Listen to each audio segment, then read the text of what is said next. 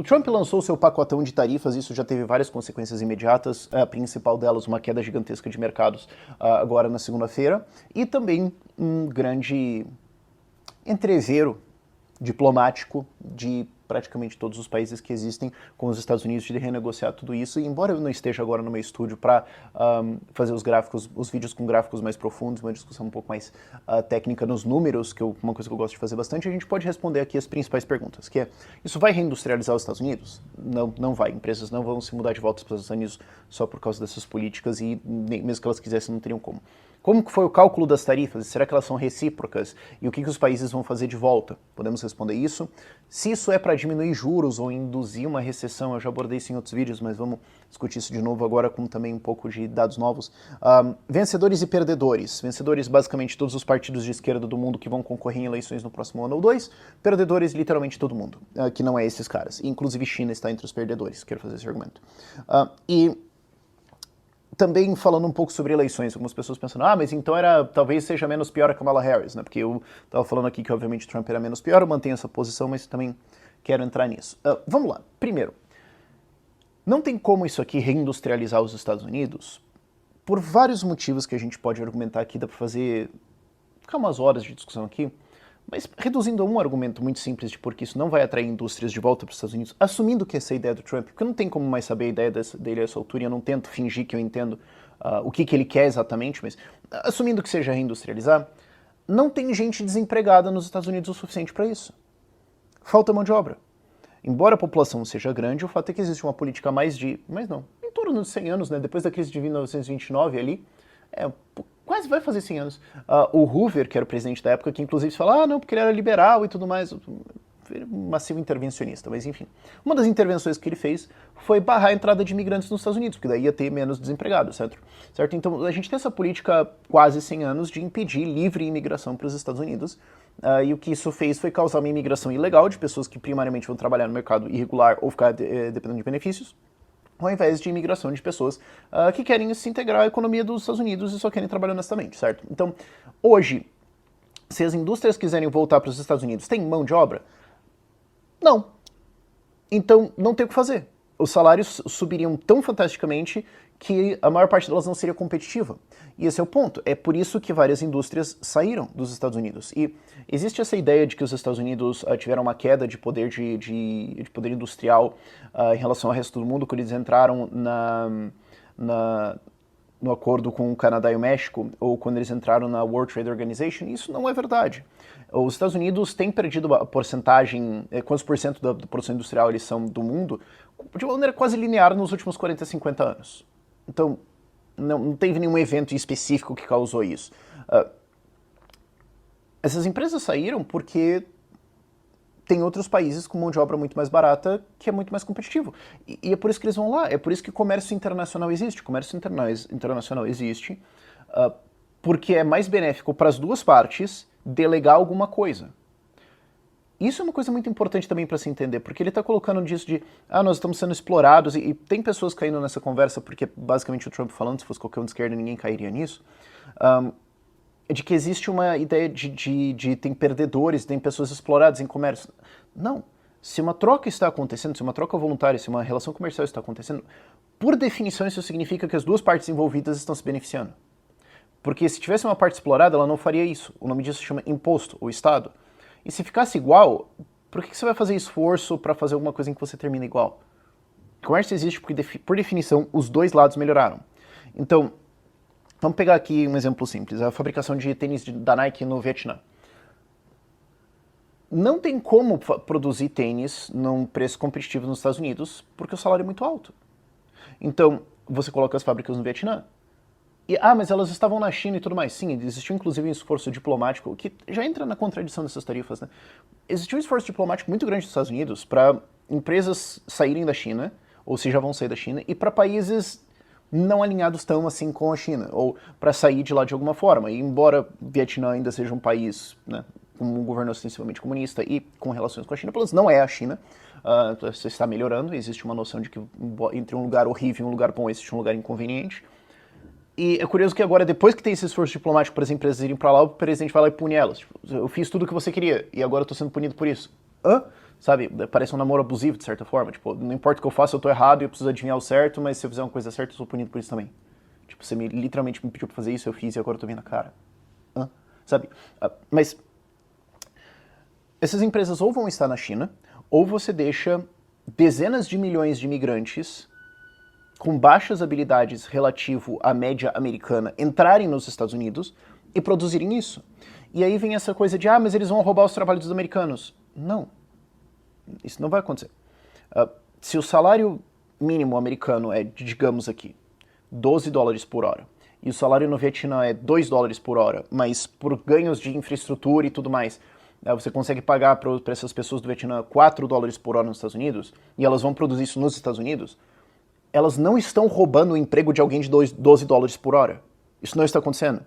Só que para isso você teria que aceitar dezenas de milhões de imigrantes de diferentes culturas, recebendo salários baixos, mais baixos do que existem nos Estados Unidos agora, e isso geraria uma população que está na pobreza, relativo ao resto da população americana, mas que uma questão de 2 gerações estaria provavelmente no padrão americano de riqueza. Por que eu digo isso? Porque é o que a gente vê dos dados de imigração americanos. Né? As pessoas vêm para trabalhar em trabalhos simples, os seus filhos trabalham trabalhos um pouco melhores, e os seus netos se formam em medicina. Esse é o histórico, mais ou menos, de imigração. Né? Talvez formar em medicina seja um exagero, mas você vê esse crescimento. Então você teria que aceitar que existe uma população nos Estados Unidos que tem uma baixa renda, mas que não é a mesma consistentemente, você sempre tem novas ondas de imigrantes vindo, e os anteriores vão subindo ao longo do tempo. Mas você fala, não, mas é que a gente não quer ter gente pobre aqui no país. Tá bom, então a fábrica vai ter que estar no Vietnã. Não existe outra alternativa. E aí você pode falar, não, mas o justo seria eles ganharem um salário de $15 por hora. Ok, mas o mundo real é, eles podem ganhar 2 no Vietnã, 4 dentro dos Estados Unidos, ou a gente proíbe isso e o tênis não é produzido e as pessoas não têm emprego e você não tem o tênis. Qual dos mundos você prefere? Então, tem como essas tarifas todas punirem indústrias ao ponto que elas se moldam de volta para os Estados Unidos? Não. E outra coisa também é o seguinte, pouquíssimas empresas vão mudar toda a sua cadeia de logística, sua cadeia de produção e tudo mais, por causa de uma coisa que é um decreto presidencial que está sob negociação num zum gigantesco que ninguém entende. Porque foram colocadas as tarifas, aí foi perguntado para o governo, tá, isso é uma ferramenta de negociação? O governo foi categórico, não está para negociação, a gente não está fazendo isso para retirar. Tá, mas, e oficiais do governo falaram isso. Tá, mas aí 50 países abrem negociação. Tá, mas espera, tá ou não tá em negociação? Trump, tá, vamos ver. Não, pera, eu não vou mudar minha fábrica de lugar baseado em, tem uma tarifa gigante calculada freestyle, que pode ou não ser negociada, baseada em vamos ver, que o presidente pode retirar amanhã e que o próximo presidente pode retirar por decreto. Eu não vou mudar toda a minha estrutura industrial por causa disso. Isso é instável demais. O que é um dos grandes problemas disso e é uma das coisas que gera toda essa instabilidade de mercados, por exemplo, hoje. O que está acontecendo? O que vai acontecer? Qual é o plano? Qual é a direção? O que os países têm que fazer? Como que eu posso ter alguma coisa previsível para alinhar os meus investimentos? Não tem, vamos ver. Cara, não dá para conversar assim. Não dá para fazer negócio assim. Não é assim que as coisas funcionam no meio corporativo. Eu quero um guidance, eu quero uma política clara e tudo mais. Eu não quero um cara que fala, que fica trolando os países e que eu não sei qual é a opinião dele. Não é assim que se faz para crescer um país. Suposto, indo ao cálculo das tarifas, que também prejudica a imagem do Trump. Quando saiu a tabela de tarifas que os países cobram dos Estados Unidos e quais são as tarifas recíprocas que os Estados Unidos iam colocar, ninguém entendeu nada.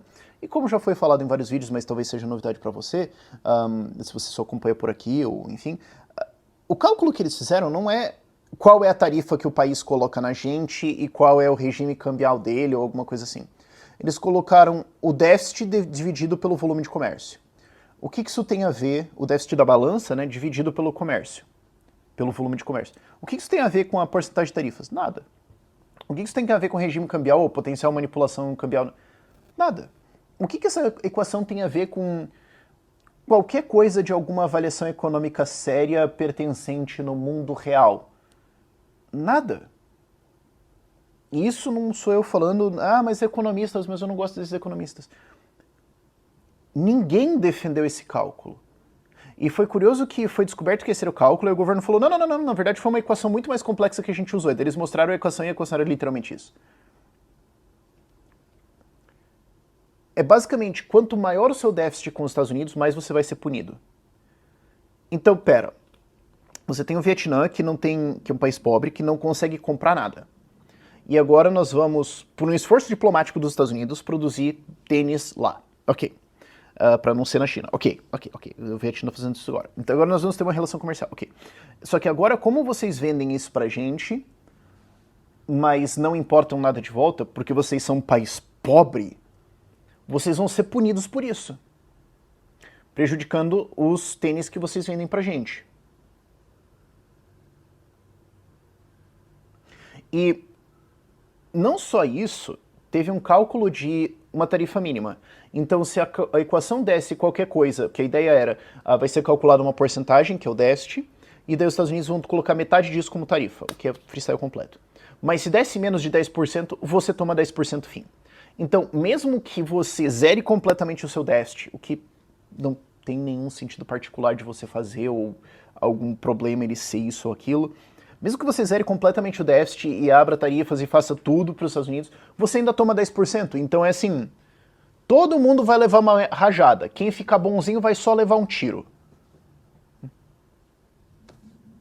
Não dá para entender isso. E uma das coisas que mostrou essa maluquice, por falta de outra palavra, foi que os Estados Unidos acusaram a Europa de colocar uma tarifa de 39% nos produtos americanos, sendo que a tarifa é qualquer coisa entre 1% e 4%, e se você for ver o quanto que a União Europeia, os países da União Europeia totais, arrecadaram de impostos de fato em tarifas em produtos americanos ao longo de 2024, dá alguma coisa entre 3 e 5 bilhões de euros. Nada. As tarifas praticamente não existem. Tanto que hoje, quando saiu a Ursula von der Leyen da União Europeia, ela falou, não, a Europa está disposta a oferecer 0 tarifas para os Estados Unidos. Então não falou, isso é uma gigantesca concessão, olha só, eles capitularam. Não, a tarifa é beirando o inexistente. E eles estão sendo punidos e acusados por colocar uma tarifa de 39%, que não existe. Então tomando uma tarifa deles também. Mas falaram, ok, a gente pode retirar essas praticamente nada se de alguma forma isso te deixa feliz. Pode ser, eu não... Ok. Então, é difícil entender qual que é a lógica aqui, fora justificar tarifas gigantescas para de alguma forma trazer empresas ou simplesmente subir a taxação americana. E no fim das contas, isso é só um imposto, não tem muito mais por trás disso além de taxar americanos. Que é um ponto importante a ser entendido. Isso aqui é um imposto que vai ser pago por americanos. Nós estamos taxando outros países. Não. Ou os americanos vão pagar isso em maior custo de vida, ou eles vão pagar isso em não ter os produtos que eles antes tinham, porque agora não é mais viável o produto ser trazido. E americanos vão pagar isso em perder empregos e mercados quando outros países colocarem tarifas retaliatórias. E aí o Trump falou lá, não, quem retaliar vai tomar ainda mais. Inclusive teve essa promessa na China, não, porque a China retaliou, só, então nós vamos colocar mais 50%.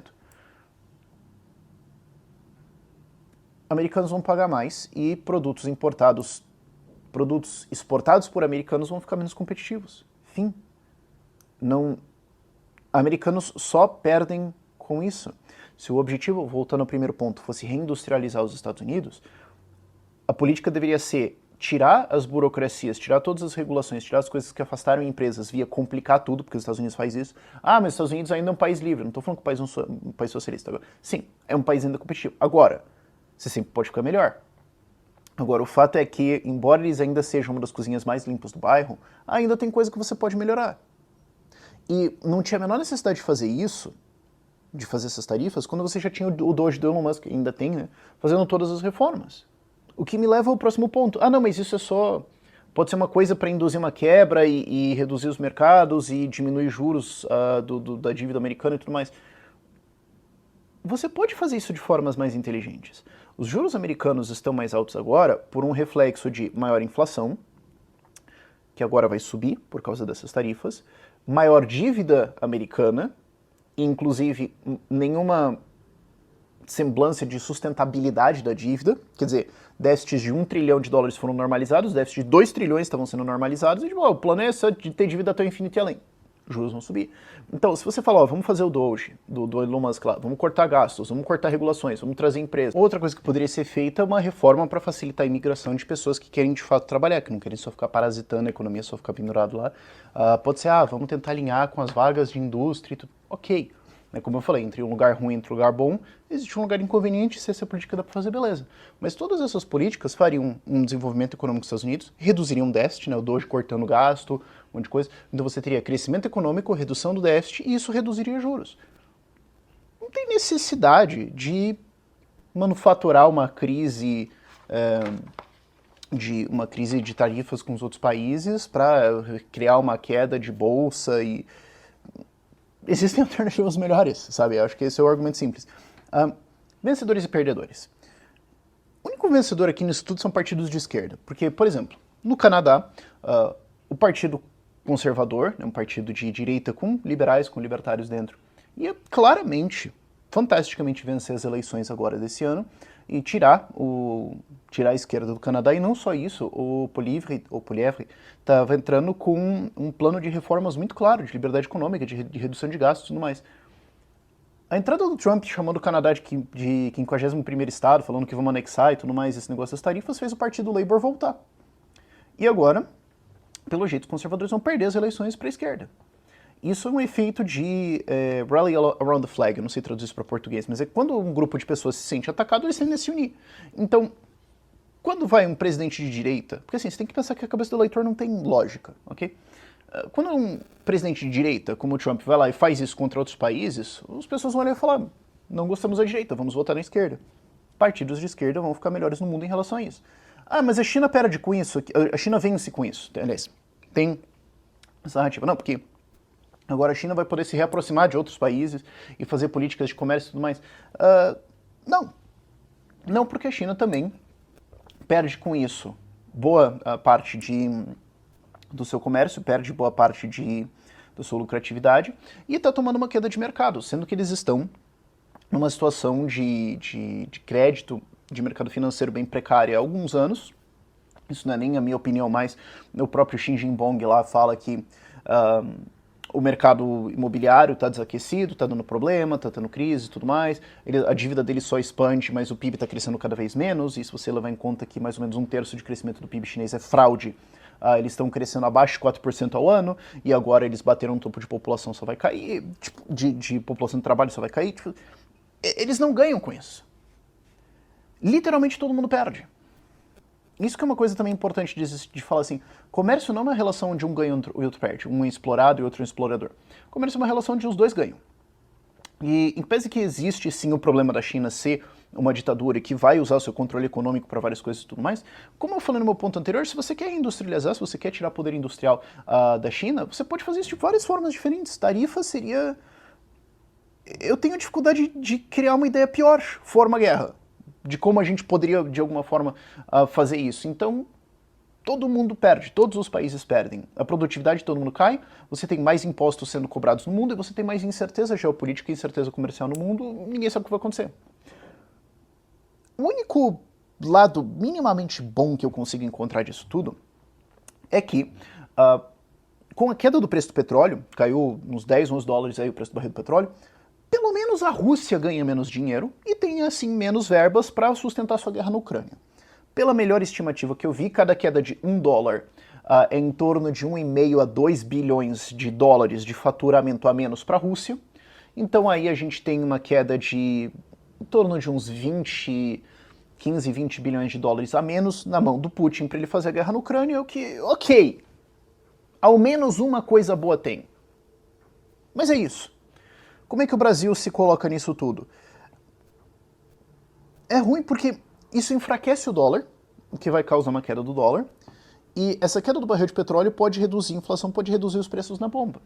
O que mascara a irresponsabilidade do Lula. É uma coisa que eu tô falando há alguns meses já. Salvo alguma reviravolta muito surreal como o que aconteceu no Canadá, eu tenho dificuldade de imaginar como que o Lula conseguiria ganhar as eleições. Exceto por o Trump acidentalmente fazendo com que pelo menos o preço de combustível fique mais barato e o dólar se desvalorize, o que obviamente o PT vai falar que foi coisa deles e a galera vai cair. E também uma coisa de, olha, ele tá atacando o Brasil, olha só, esse Trump de direita, aí pá, o cara coloca o imposto também, o cara tá indo atrás do Brasil, o cara tá prejudicando a gente, por isso que você tem que votar no Lula, porque ele vai defender o Brasil contra isso. Você sabe que vai ter muita gente, eu ia falar burra, mas não é burro, são pessoas com capacidade cognitiva, mas que são ignorantes, que têm um nacionalismo tacanho, ou que não entendem nada de economia, mesmo que vão cair nisso. Ou que vão falar, o preço do combustível caiu, falaram que foi o Lula. Sei lá, blá, deve ter sido. Então isso aqui dá um respiro pro Lula, cara. É meio que repetido aquilo que eu falei de partidos de esquerda se beneficiam disso, mas falando aqui do Brasil. E por último, algumas pessoas falaram, mas Rafael, mas você apoiou o Trump, olha só aí. Sim, isso é uma merda. Essa política de tarifas dele é analfabetismo econômico. Não tem outra expressão. Eu sei que tem um pessoal que gosta do Trump que vai se ofender por isso, mas perceba uma coisa, gente, se fosse a esquerda fazendo isso aqui, se fosse Kamala Harris fazendo isso aqui, você estaria caindo de pau também. A galera de direita tá tentando encontrar algum jeito genial de defender isso porque é o Trump fazendo. Se eu só falasse que alguém de esquerda na história fez isso aqui, você ia falar, claro, esse bando de idiota que não entende de economia. Vocês sabem disso, sejamos honestos. Era óbvio que ele ia fazer isso. Era a promessa dele essa guerra de tarifas, era a promessa dele esse tipo de coisa. E por mais que isso seja idiota, a promessa dos democratas era acabar com os Estados Unidos.